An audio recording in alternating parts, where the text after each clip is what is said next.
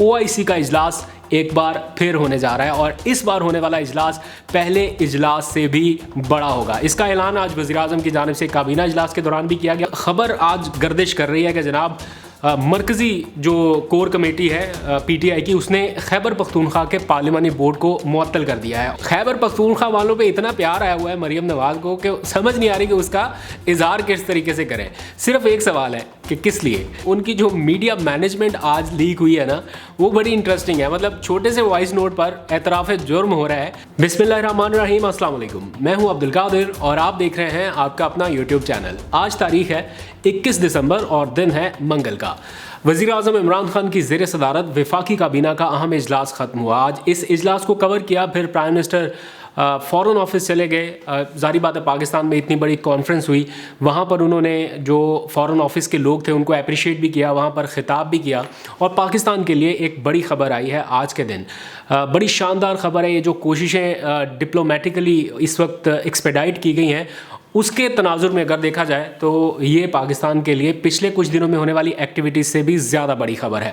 اس کے ساتھ ساتھ بلدیاتی انتخابات میں ہار کے اوپر, جیسے میں نے کل کے ولاگ میں بتایا تھا کہ وزیر اعظم عمران خان لسٹوں کا جائزہ لے رہے ہیں اور جواب طلبی کا بھی فیصلہ کر لیا گیا ہے, اور اس سلسلے میں وہ کچھ بڑے فیصلے کرنے جا رہے ہیں. کل کے ولاگ میں بتایا تھا اور آج پرائم منسٹر نے اس حوالے سے ٹویٹ بھی کر دیا اور انہوں نے کہا کہ وہ پرسنلی اس میٹر کو دیکھنے جا رہے ہیں.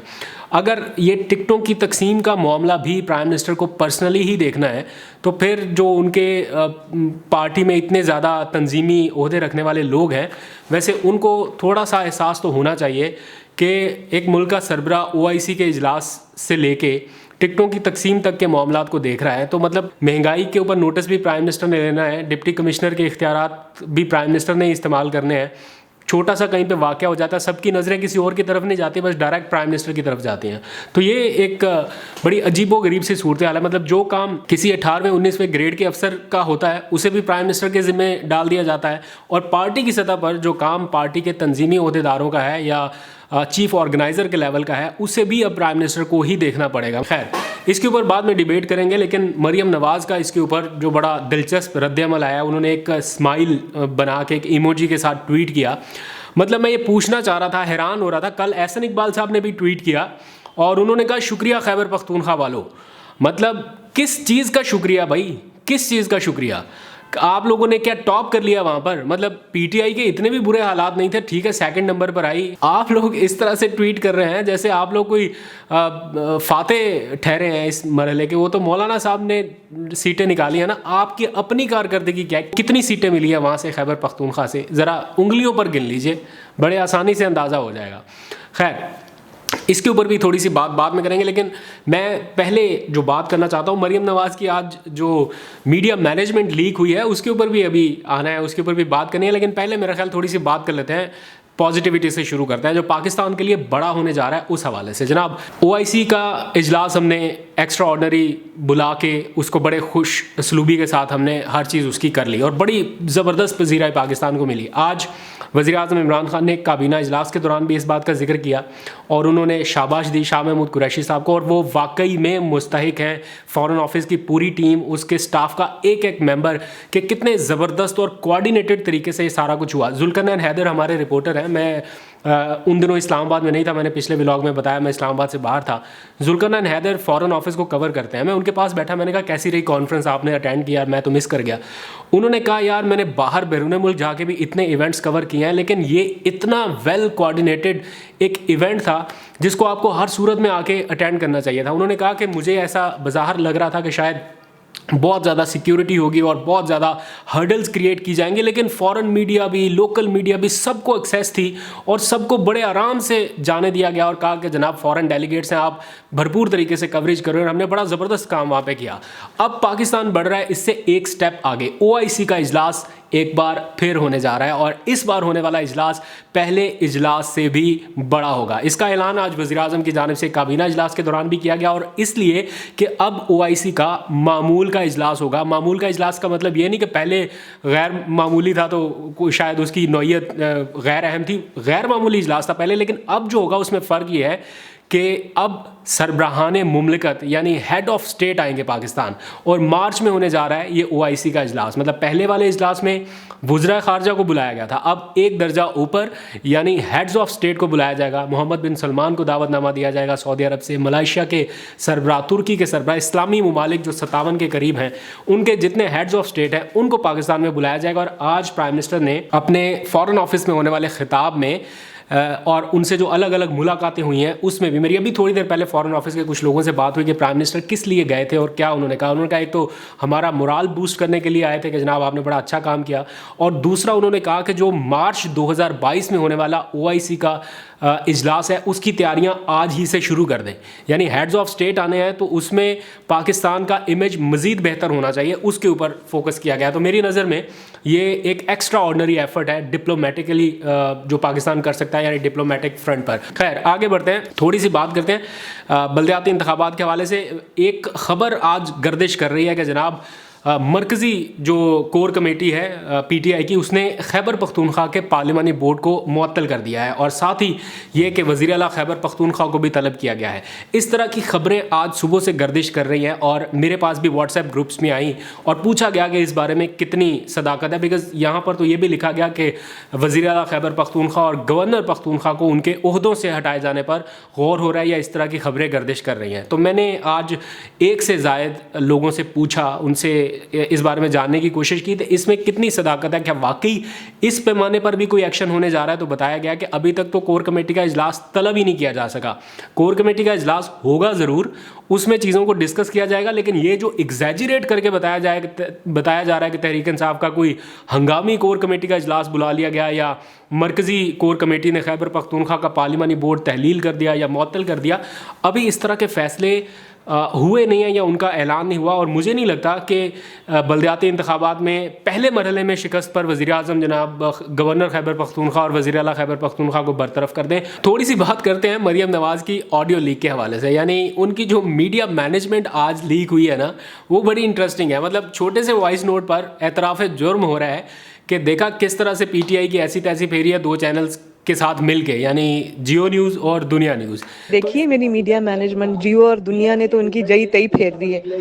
تو اس سے تو یہ ثابت ہو گیا کہ کنٹرولڈ میڈیا کس طرح سے کام کرتا ہے اور کس طرح سے یہ کنٹرول کرتے رہے ہیں جب ان کے پاس پاور تھی. ہر چیز کو کنٹرول کر کے آگے لے کے بڑھنا ہے, اور جو کنٹرول نہ ہو پھر اس کے خلاف جو کچھ ہوا وہ ہم بھگت بھی چکے ہیں اور دیکھ بھی چکے ہیں. ایک طرف آپ کہتے ہیں کہ میڈیا کی آزادی کے اوپر بات ہونی چاہیے, یہاں پہ ذرا سا بھی کچھ ہوتا ہے تو آپ علم بردار بن جاتے ہیں, میڈیا کی آزادی کے چیمپئن بن کے سامنے آتے ہیں, لیکن خود آپ کی اپنی حرکتیں کیا ہیں.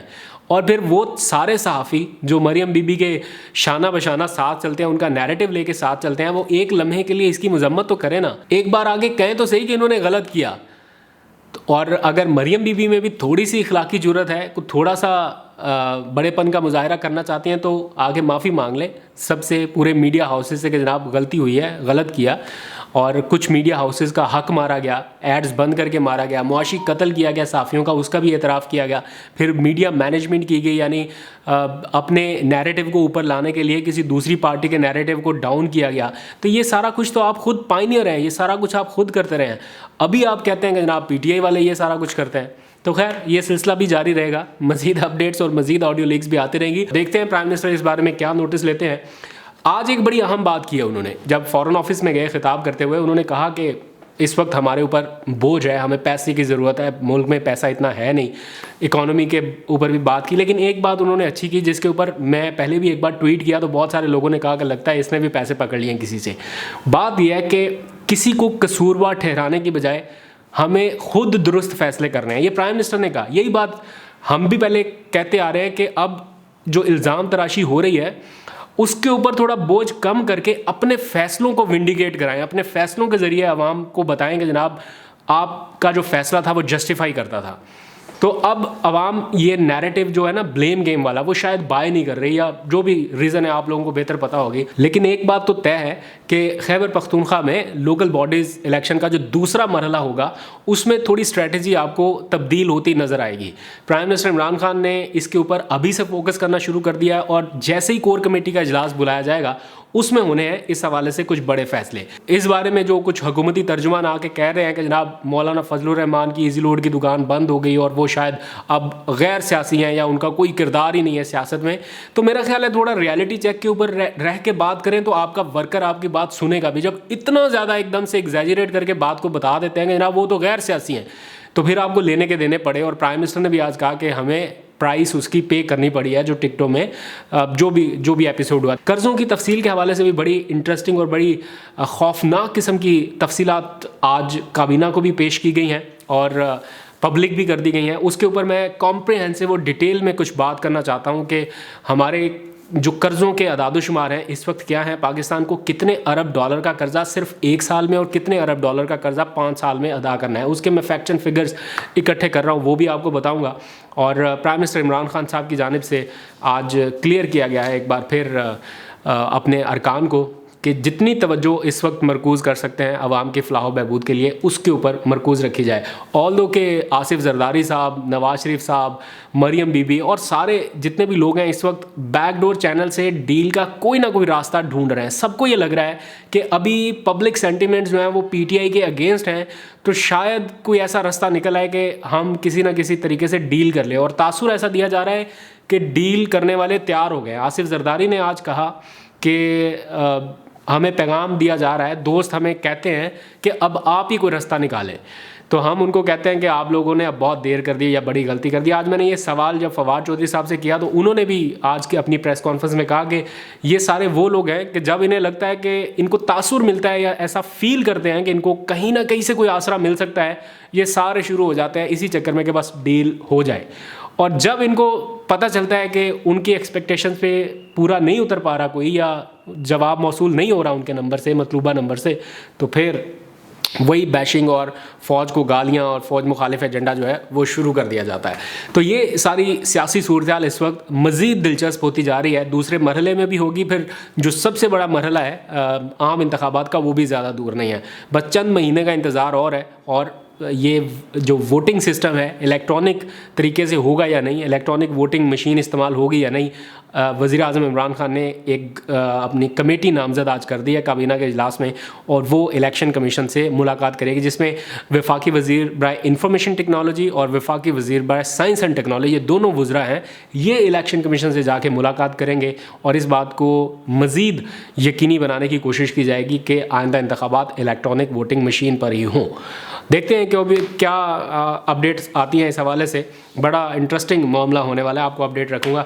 قرضوں کی تفصیل کل آپ سے شیئر کروں گا. آج تک کے لیتے ہیں, اپنا بہت سا خیال رکھیں. اللہ حافظ.